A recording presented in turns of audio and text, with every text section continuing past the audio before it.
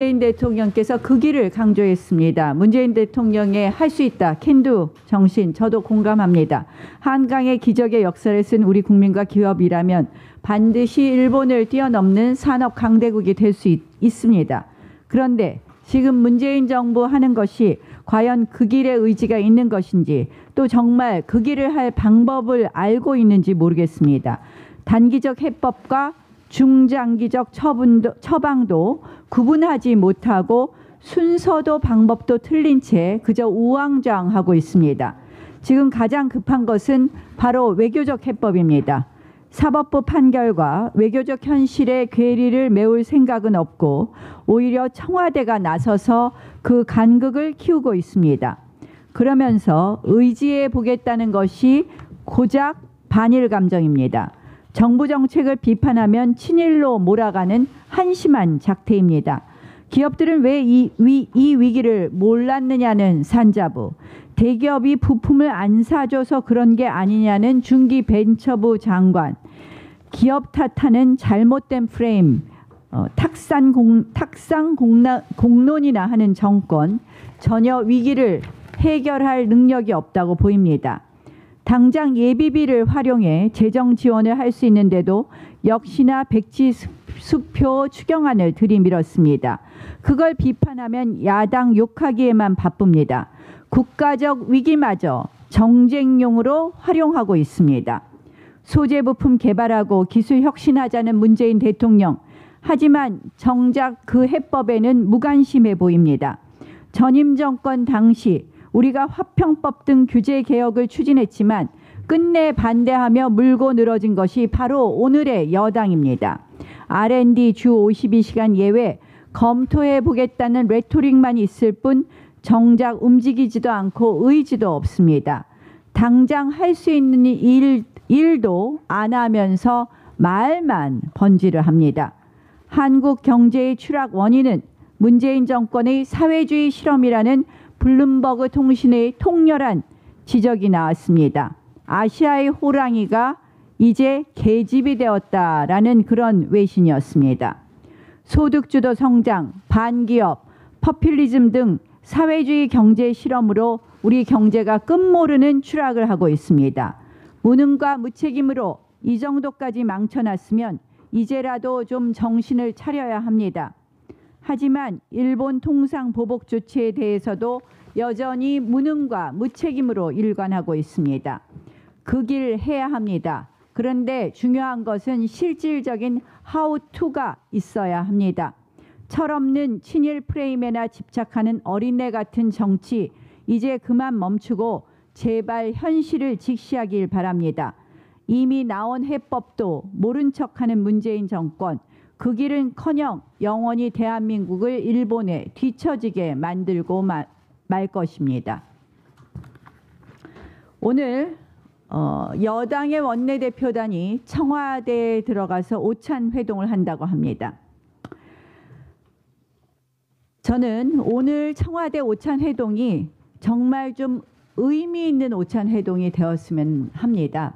조금 전에도 제가 how to, 방법이 전혀 없다. 지금 순서도 뒤죽박죽, 장단기 처방도 왔다 갔다 하고 있다고 이야기했습니다.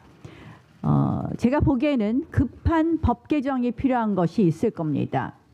우리 당이 이미 제안하기도 했습니다. 주 52시간 예외를 R&D 업종만이라도 좀 해봐라. 또 그동안 화평법 문제도 한번 개정하는 거 한번 검토해봐라.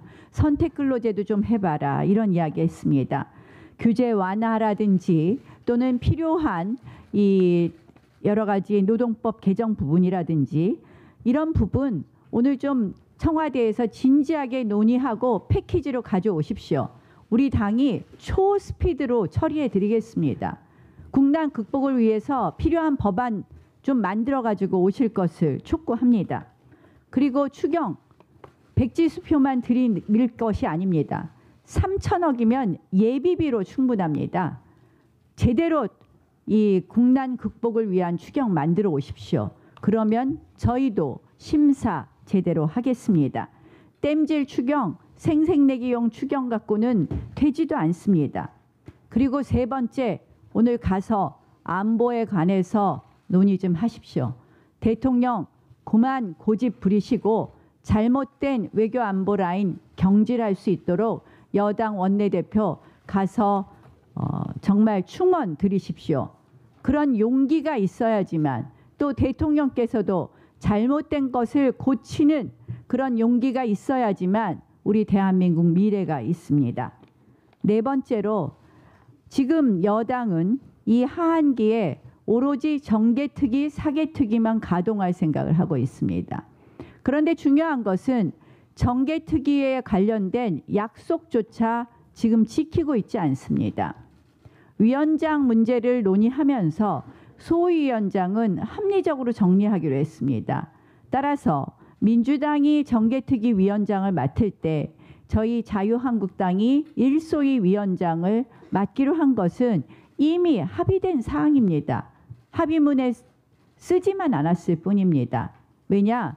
본인들이 정개특위, 사개특위를 그 당시에 이미 명시해 버리면 정의당의 반발이 예상된다. 따라서 명시하지는 않겠지만 정개특위를 할 것이라는 그러한 이야기를 사실상 했었습니다. 따라서 정개특위 위원장을 본인들이 가져가면 소위위원장은 우리 당이 하기로 예정되어 있던 것입니다.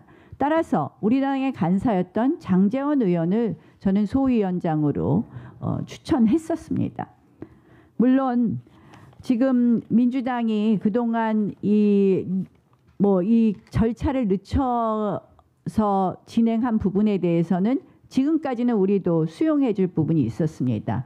정의당의 전당대회를 기다리고 한 부분에 대해서는 수용할 수 있었습니다. 그러나 이제는 합의한 대로 약속을 지키십시오. 정개특위 위원장 가져가면서 소위원장은 내놓지 않겠다. 이거는 선거법 그대로 강행 처리하겠다는 거 아닙니까? 말 따로 행동 따로 이렇게 해서 또다시 이 7월 8월 국회는 국민들 안중에도 없고 이 선거법으로 또다시 여야가 부딪히는 일 없도록 제대로 이 정개특위의 틀 만들어줄 것을 촉구합니다. 그리고 마지막으로 여당에게 촉구합니다. KBS 청문회 엽시다. KBS 양승동 사장 이미 2차례 불출석했습니다.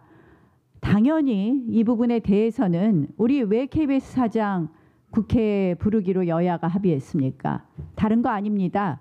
이 탈원전 관련된 재방송하지 않은 것 이런 부분에 대해서 우리 좀 사실관계를 따져보자 하고 부르기로 했는데 현안 보고도 안 하고 국회도 출석하지 않습니다. 국회를 정말 모욕하는 행위입니다. 국회가 해야 될 일을 하지 못하게 하는 행위입니다.